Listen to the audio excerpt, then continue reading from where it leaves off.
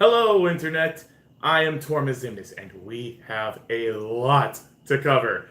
So, I went to the RWBY panel yesterday, and oh boy, they announced a lot of stuff as usual.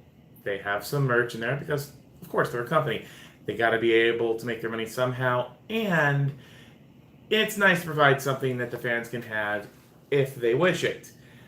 And apologies if this gets a bit shaky at times. I'm having to use a selfie stick because I don't have a proper tripod for recording on. Hopefully by next year I'll have that sussed out. But anyway, back to RWBY related things. Holy crap. So much was dropped about just what we can expect for RWBY for this year. And I'm going to get into the really good, heavy-hitting stuff, obviously. But I want to start with some of the other stuff first. And then we'll end on a high note with all the good stuff from the series, to the books, to the new looks the characters are going to have. Because, oh my gosh, yes, they look amazing. Okay, so first, starting with the merch. New RWBY Funko Pops. That's pretty much par for the course.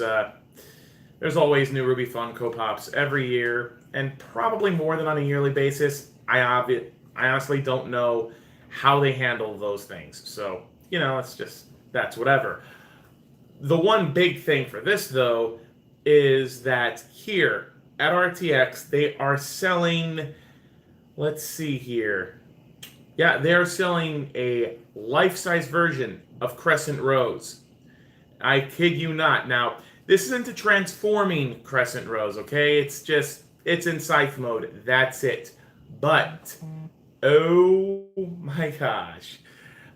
I'm pretty sure that if it hadn't already disappeared, like fairly quickly on the first day, it definitely would have after the RWBY panel, because they mentioned that, and that there were only 100 individual Crescent Rose props that they have at the convention. Obviously, there will be more, so definitely look forward to that. Personally, I wish I could get my hand on one because of how awesome it would be to have one, and plus the fact that it would make for an amazing backdrop when I am doing recording. Unfortunately, your boy isn't made of money, and I have to be selective with what I'm able to get my hands on.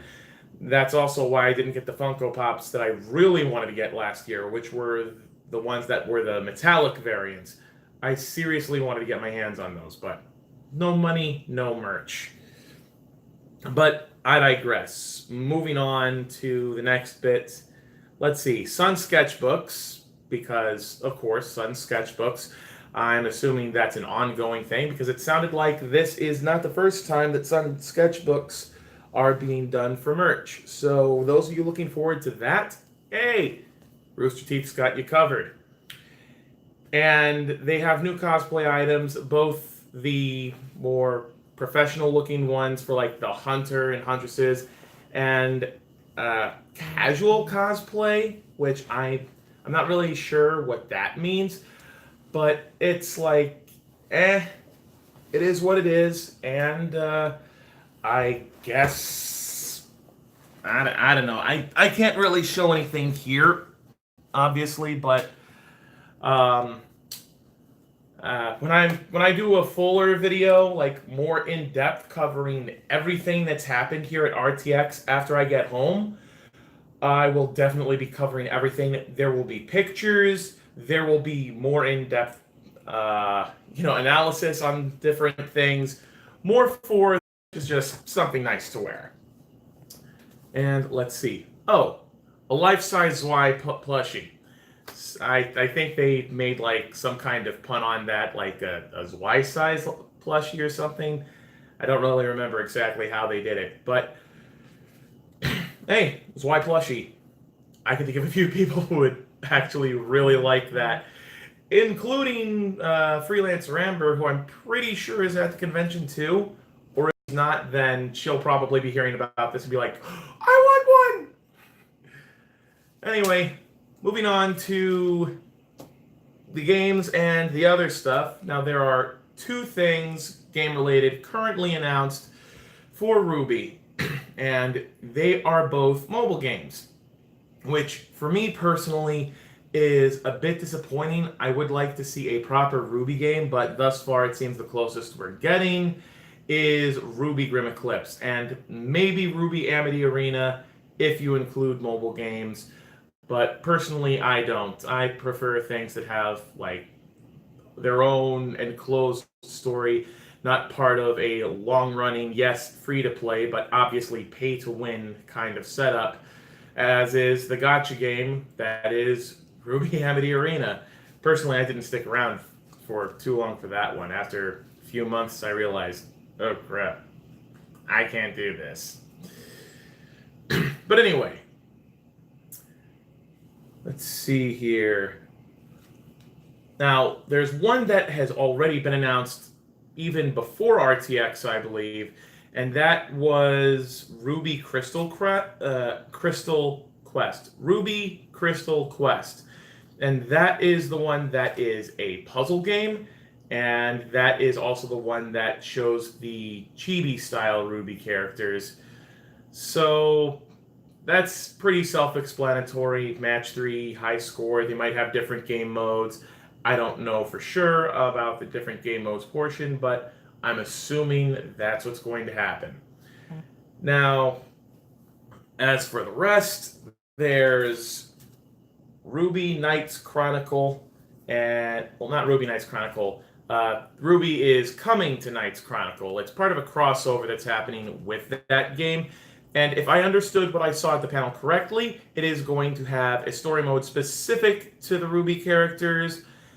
I don't really understand how all of that would work yet. I haven't really had the time to check it out. That's one of the things that I'm going to be doing when I get home for my in-depth video. So look forward to that. And let's see here. Crystal Quest, I already mentioned that. Knights Chronicle is out at the end of July, while Crystal Quest is out on July 11th. So personally, I might check out Crystal Quest just to see what it's like.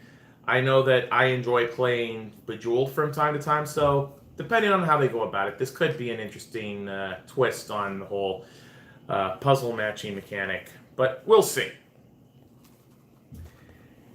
And let's see. Now we move on from the games to the other stuff. RWBY is switching to an episodic director format. This means, I assume, that it should make things easier for getting the episodes done a little bit more quickly with a little bit less trouble. Now, I personally don't know how that's going to be handled because, you know, I'm not part of the company, obviously. But my hope is that this will help things to flow a bit more smoothly and that there will be less trouble in the future as a result of this change. With that said, the new directors joining in are Connor, Dustin, and I don't know if it was Paul or Paula, because I didn't quite catch that last one correctly, but whichever it is, that person plus the other two previously mentioned, and yeah, hopefully this is going to help things go a little more smoothly moving forward and be less stressful on people overall. We'll have to wait and see. And in addition to that, Eddie Rivas and Kirsi Borkhardt are new scriptwriters for RWBY. I don't really know anything about those people. Again, I will have to look all these guys up when I get home for my in-depth video. So, again, look forward to that. And yeah, that's about it for that. So, let's move into the heavy-hitting stuff, starting with RWBY Volume 7. Now, Volume 7 is going to have 13 episodes. Volume 7 is going to be premiering in November, probably the first weekend. I don't remember the exact date. I want to say that they said November 7th, but I kept forgetting to check the calendar so that I could, get that properly tucked away. That'll be a detail for the follow-on video for this, which will cover both RWBY and Genlock in greater detail. Now, in addition to all of that, RWBY Volume 7 starts off just after where Volume 6 ended. Everyone is going to be in Atlas, and we didn't really get any kind of character short this time because they wanted to focus more on the story itself and making sure that this volume is as good as they can make it. I for one think that's a good idea, and they, instead of a character short, we got what they call a play blast. Now I'm assuming that this is why they weren't streaming the panel this year, because a play blast is very different from something like a trailer or a character short. It is essentially an incomplete version of one of the episodes of RWBY. So you'll be seeing things like different solid color buildings in a play blast. Not everything will be exactly the way it's supposed to look, but it had all the effects in there, and it just looked amazing. Actually, I don't know if I could say all the effects, but they had some of the key effects in there. I'm pretty sure about that, I think. Anyway, what I saw was amazing. There was... I don't really want to say too much because I don't want to spoil this for everyone else. But what I can tell you is that there was a fight. The fight was awesome. There were Grimm involved. I'm assuming it was something helping with either defending the city or pushing back invading Grimm. There is no context for why this is happening, but it gives me flashbacks to the fall of Beacon. So, yeah, things are probably going to be not so great going in as far as Atlas is concerned. I think that we could be seeing some of the results of what happened with Watts and Tyrion being sent to Atlas in the last volume. Yeah, I hope that we get more information on that, because that would be nice to get a bit of, background story. Here's what led up to things being the way they are now, that kind of thing.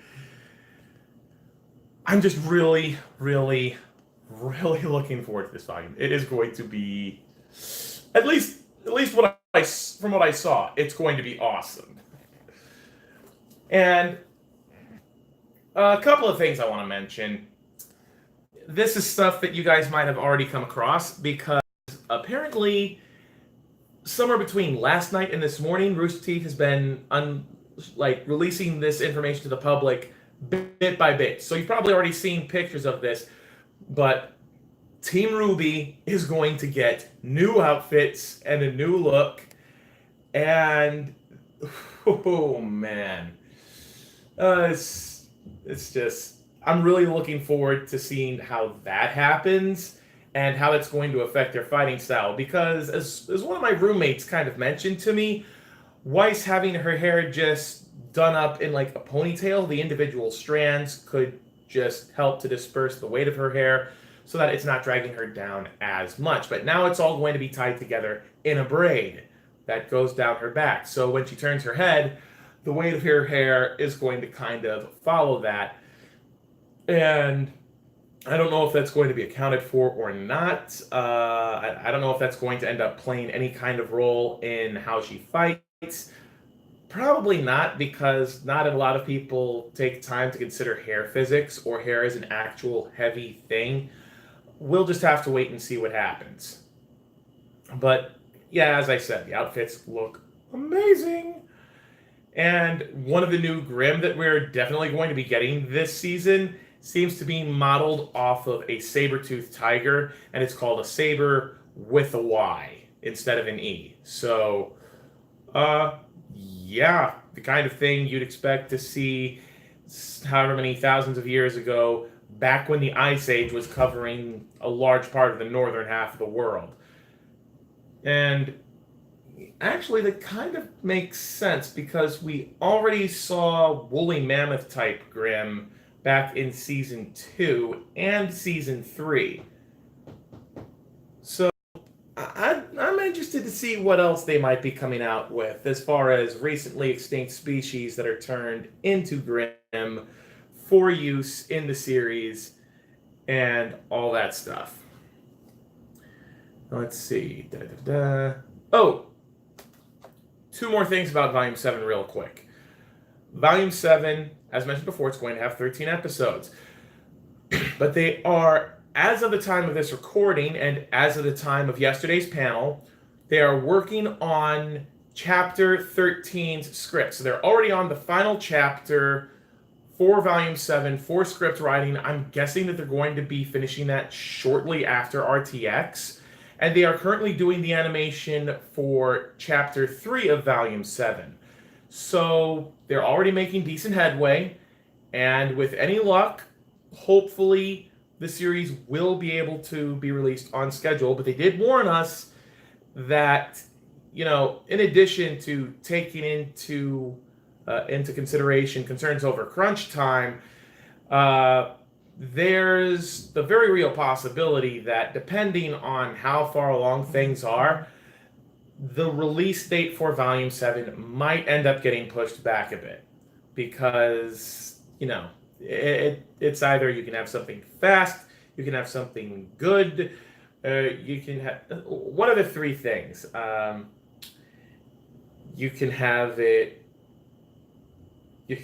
good, you can have it quick, you can have it cheap. Pick any two. RWBY is not a cheap series to make, so it's either going to be good or it's going to be fast.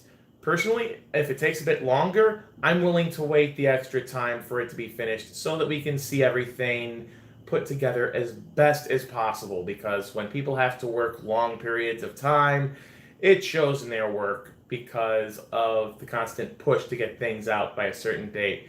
And yeah, I would much rather see a fully finished product that is just better overall than what it would be if it was rushed to meet the initial release date. So, but yeah, moving on.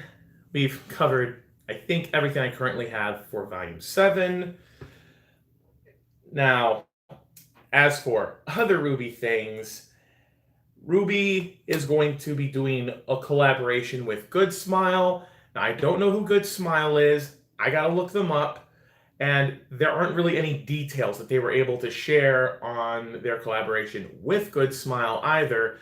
But if things go the way I'm hoping they will, we will get more information about the collaboration with Good Smile as time goes on. So, assuming that everything goes good with that bit, we'll have a better idea of what that collaboration can bring to the table as things continue and as we get closer to the end of the year. If not, then definitely by sometime next year, we should be able to hear something. And speaking of collaborations, well, let's see here. RWBY and DC Comics. Now, I know that it was mentioned, I think sometime last year, that there would be RWBY comics done through DC Comics. I've been wondering how that's going to be handled and what it's going to involve ever since it was initially announced. As of yesterday, we now know that it's going to have additional stories on what happens in the world of Remnant. So I think it's going to end up centering possibly around Vale and what's happened there since the fall of Beacon, because we only got a little bit of a glimpse into that during RWBY after the fall. So I'm hoping they'll expand on that. Even if they don't expand on that specifically, or it's not the only thing they focus on, I just want to learn more about the world of Remnant. So that is a thing that I am looking forward to. And as I learn more about it, I'm definitely going to be bringing it up in future videos. because this is just exciting. We're seeing more RWBY related things, like an expanding world as far as stuff happening on the world of Remnant. It's not just Team RWBY anymore. And speaking of After the Fall, there's going to be a follow-on book titled Before the Dawn. Details were not shared about that, but my current thoughts on it is that it may involve Team Sun. And as was mentioned in a conversation that I was having with some of my roommates, there's this phrase that it's always darkest before the dawn. So maybe that could end up involving there being a slight upturn in things in somewhere on Remnant other than where RWBY is at. And if it does involve Team Sun, kind of makes sense to me, just because, Sun Wukong, light clones, just other stuff. I don't know. That was kind of going somewhere, but it got away from me. And let's see here. I think there's only one or two other things left. Ah, yes, the RWBY Volume 1 manga. That is going to be out at the beginning of 2020. In fact, they said the first quarter of 2020, but they didn't specify what they meant by first quarter. And I don't know if that means it's going to be the first quarter of the calendar year or the first quarter of the fiscal year. I'm hoping they mean calendar year because that's what makes more sense. But if they mean fiscal year, that's going to end up being further down the line, like probably closer to summer next year or somewhere between spring and summer of next year, if I'm being honest. So, yeah, that's the thing. But either way, I'm looking forward to it. I've been seeing the chapters that have been getting released monthly up on the Shonen Jump website, and they're looking pretty good so far. Doing a fairly decent job of expanding more upon the different character types and character interactions within Team RWBY. And just with the initiation test alone, there is a lot more shown of the interaction between RWBY and Weis than was ever shown in the initial series itself. Now, obviously, that's because back then, RWBY was just starting, and this is afterwards where they're expanding on things, giving us a closer, a deeper look into these different characters. So, yeah, I definitely need to get caught up on that, and I'm definitely going to be getting the entirety of the Volume 1 manga when it comes out because, I like to have the physical media on hand. I like to be able to just pick up things and read them whenever I, kind of feel like that is something I want to do. And it's just nice to have the physical media. It gives you a certain satisfaction, and having the digital version just can't replace. Which is why I got the ebook for reading After the Fall as soon as it came out, but also got the physical copy so I could have it on hand and just enjoy relaxing with a book when I had the time to. And one last thing. There is going to be a World of RWBY official companion book, and that is being released October 8th. So that is, let's see, August, September, October. That's just a few months away from now. That is going to be a 200-page full-color book that covers everything between volumes 1 and volume 6.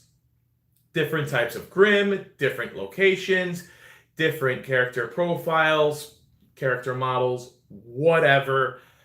That is another thing I'm definitely getting, and that is something that I will be looking at a lot when it comes into getting a better understanding of certain areas of Remnant. Unfortunately, it's not going to be covering any of the expanded world yet. I'm hoping that maybe sometime in the next year or two, we'll get a follow-on book that does cover some of that, especially for Vacuo, because in After the Fall, we got a bit of a closer look at the Vacuo area. The shifting sands, the giant mole crabs, the friggin' bat type more aggressive style Grimm that are like sort of the Nevermore from how they were described, but just like meaner and probably bigger. So yeah, that is something I'm really looking forward to. And I think that's about it. As mentioned before, I will be doing a more polished, more in depth look at all of this once I've gotten home and I've gotten the time and chance to expand on my notes, get more information, and I am just really looking forward to sharing all of that with you guys. For now, I hope you enjoyed this video. I look forward to seeing you in the next one, which will probably be Monday because that's when I'm going to be going over everything that we learn in the Genlock panel, and it is going to be so exciting. But until next time, this is Torma Zimnis signing off. Stay frosty, my friends. And cue the end of the live stream. Let's see, where's the end live stream button? There it is.